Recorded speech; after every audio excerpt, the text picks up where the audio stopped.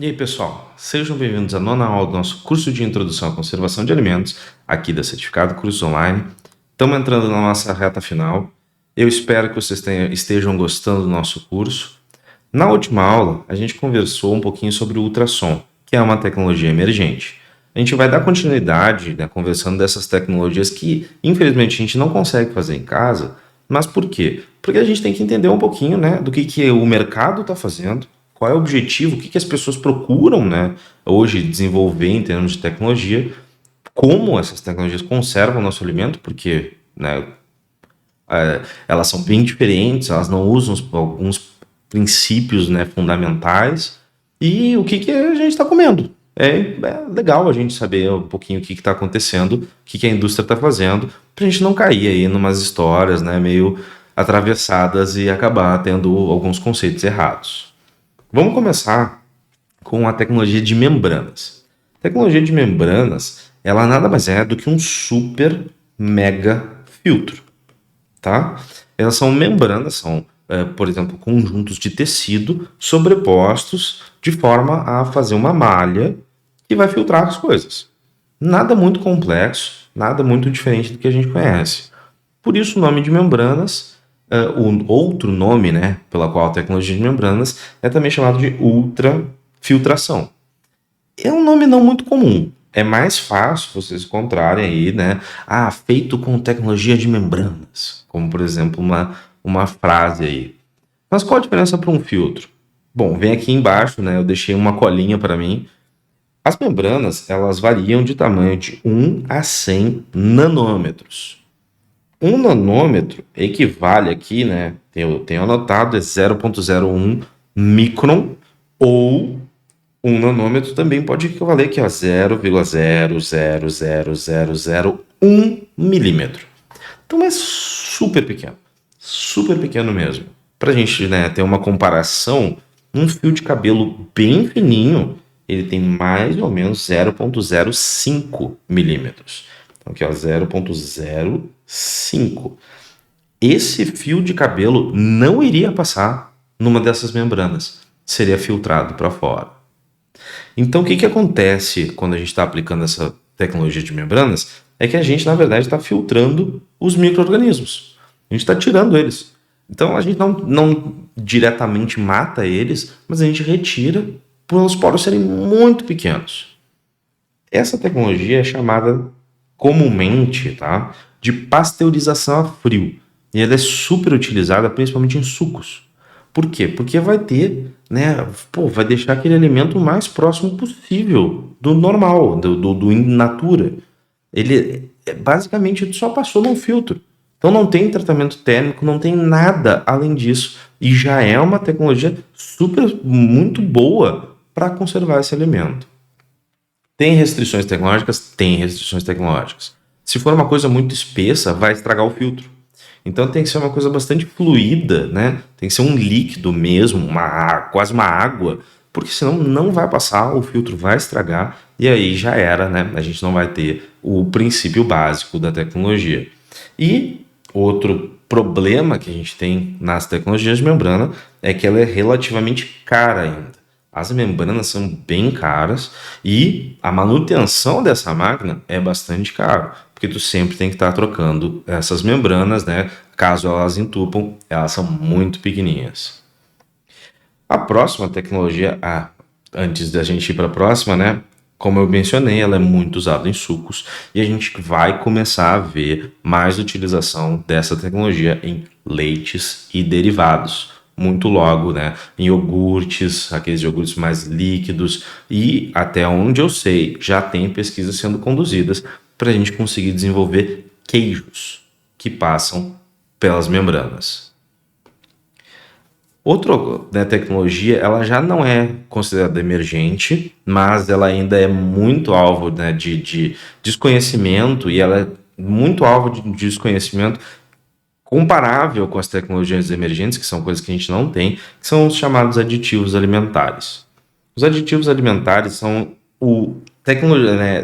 são substâncias químicas que a gente às vezes cria, às vezes a gente encontra na natureza e só aplica, tá? E que fazem um controle nos outros agentes, né? Por exemplo, bloqueando reação química, bloqueando o crescimento de micro-organismos, bloqueando fungos em um alimento. Então aqui eu botei, né, um exemplo, que é um antimicrobiano. Você sabe uma substância natural que tenha ação antimicrobiana? Um exemplo é o orégano. A gente sabe, o orégano tem ação antimicrobiana. Claro, a gente não, por exemplo, a gente tocou um monte de orégano, agora não vai nascer mais nada. Não é assim que funciona, tá? A ação dele é muito baixa, então a gente não conseguiria utilizar. Mas é só um exemplo de que a gente vai encontrar muitas vezes essas substâncias na natureza. Não é sempre um químico, uma coisa má, tá? Tenho em mente isso. Aí às vezes os nomes vão ser um pouco intimidadores, mas na verdade não é nada demais, tá? Eu vou trazer alguns exemplos, eu vou deixar aqui alguns exemplos de algumas substâncias que têm um nome meio assustador, mas que no fim a gente até toma e procura tomar elas com até um certo prazer. Então, assim, tem diferentes classes e funções nos aditivos alimentares. Pode ter, por exemplo, um espessante, pode ter um anticoagulante, pode ter um antiumectante, vários tipos de coisas que a gente vai poder usar para ter diferentes funções. Entre essas classes, tá, vão ter os que vão ajudar na conservação. São os conservantes, os antimicrobianos, os antifúngicos. São tudo substâncias que a gente vai usar para bloquear, né, o crescimento de alguma coisa que possa fazer mal para a nossa saúde. E isso aqui é muito importante. São feitos muitos testes mesmo, antes da permissão para o uso desse aditivo alimentar. Eles são bastante controlados e eles têm níveis de segurança. Então a ideia é que, né, a partir, por exemplo, dessa portaria aqui, foi instituído um nome, uma classe, função e um limite, certo? Um limite para a gente colocar no nosso alimento. Se for respeitado o limite, ele não vai fazer mal. Ou tem, né, como qualquer coisa na vida, pode vir a fazer, mas o risco é quase nulo. Um exemplo que a gente tem aí foi tema de uma polêmica enorme, foi o aspartame. Até hoje ele é vinculado a alguns tipos de câncer, porque foi feito um estudo que viu, né, que desenvolvia uns tipos de câncer. O que eles testaram? Eles testaram o aspartame na dose de um humano em um rato. Não só na dose de um humano, como numa dose muito acima do recomendado para qualquer humano. Então, a gente sabe, através de uma série de pesquisas, uma série de estudos, que até 40 miligramas por quilo de, né, pessoa pode ser consumido com segurança. Com segurança, tá? Então, uma pessoa de 70 quilos ele vai poder consumir até 2.800 miligramas, o que equivale a 15 a 20 sachês em um dia. É muito aspartame, mas muito aspartame. O que aconteceu foi que eles botaram, por exemplo, 50 sachês e deram para uma pessoa, né, de 2 quilos. Então, sim, eles verificaram que o aspartame tem, sim, um potencial de fazer mal, mas em excesso. Tudo faz mal em excesso. Então, assim, eu não quero defender puro e simples, todo aditivo alimentar, ele é bom, ele é saudável, vamos consumir. Não é essa a ideia. É só pra gente não ter medo deles e principalmente, né, ter uma noção de que eles são testados, eles têm todo um controle. Não é feito totalmente, né, porque eu quis, eu quero liberar, eu quero fazer, tá? Tem toda uma discussão política. A gente pode diminuir o uso deles, não só pode, como deveria também diminuir o uso deles, porque se todos os alimentos que a gente consumir têm aspartame, a gente pode sim chegar a consumir 15, 20 sachês, por exemplo, em um dia. E isso vai sim representar um risco para a nossa saúde. Agora, se a gente tem uma alimentação balanceada, se a gente tem uma alimentação saudável, controlada, mais próxima do natural, mais próxima do in natura, tomar ali um café que tenha um sachêzinho de aspartame, dificilmente vai causar algum dano à nossa saúde. E finalmente, né, o último tópico que a gente vai estar conversando aqui, é o uso de embalagens como uma forma de conservação. A gente sabe, obviamente, que né, colocar num pote vai evitar que uma mosca pouse ali e estrague, né? Deixe uma larvinha, seja né, aquela parte mais desconfortável, que aparecer um bicho ali ou qualquer coisa. Mas tem diferentes tipos de embalagem e elas têm alguns outros princípios, tá? A luz acaba facilitando reações químicas no nosso alimento. Então, uma embalagem pode ser uma barreira para a luz, evitando, assim, uma reação química. Uma embalagem bem escolhida, ela pode ser uma barreira para gases. Como assim? Os gases, por exemplo, o oxigênio, né, que a gente respira, para a gente é positivo. Para as bactérias, tem um bom número de bactérias também. Então, a gente substituir esse oxigênio por um outro gás pode significar que uma bactéria não consiga crescer ali. Mesmo até outras bactérias que não né, dependem da ausência do oxigênio, elas podem ser atrasadas no crescimento utilizando um outro gás, por exemplo.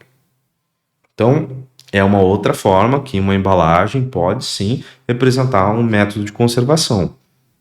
E ainda, né, proteção física. Simples. Se está sujo o ambiente, põe ali, ele está dentro da embalagem, essa sujeira não vai passar da embalagem para o alimento. Tem diferentes tipos. Tem as embalagens chamadas, por exemplo, inteligentes. Essas embalagens, elas são um pouquinho difíceis de encontrar aqui no Brasil, porque elas são bastante caras. Mas elas são embalagens que elas vão mudar alguma coisa nelas para sinalizar a validade daquele alimento. Então, assim, são tags para determinar a validade e elas vão ter reações químicas que vão começar a partir de reações físico-químicas desse alimento. Calma lá. Imagina assim. Se a carne estraga, tá? Ela vai ter, por exemplo, lá uma bactéria que ela vai formar alguma coisa ali.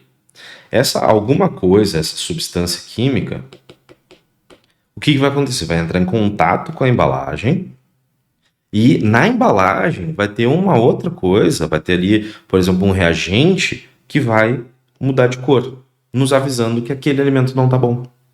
Então, isso é o princípio da embalagem inteligente. São embalagens que têm ali, geralmente, uma escala de cor que vai estar escrito, né? Aqui tá bom para consumir, aqui não tá tão bom, aqui é melhor talvez ou consumir bem rápido ou até nem consumir e pum, joga fora.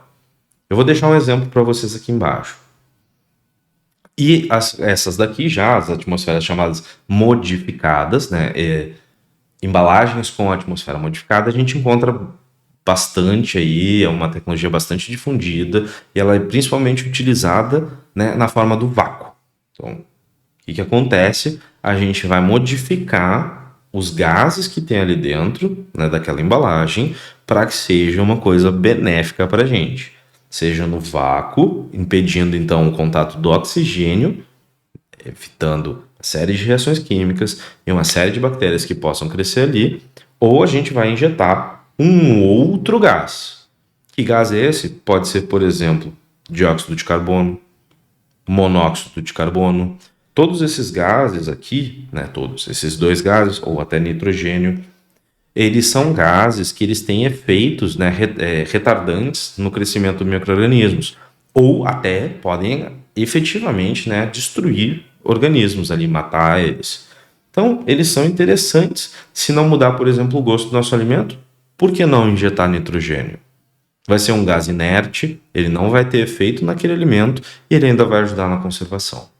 Então, assim, a atmosfera modificada é uma tecnologia bastante simples e que a gente, inclusive, pode né, fazer o vácuo em casa. Tem algumas embalagens que eles têm ali até uma bombinha, que a gente fecha, né, põe um ziplock, termo, né, empurra, usa a bombinha e forma vácuo. É uma forma fácil, rápida, relativamente barata e efetiva de conservar um alimento dentro da nossa casa. Eu espero ter passado um pouquinho da ideia dessas três tecnologias, né? Embalagens, os aditivos alimentares e a parte de membranas, tentando trazer aí uma coisa que é bastante comum no nosso mercado e que a gente vê, usa no dia a dia e às vezes tem até um pouco de medo.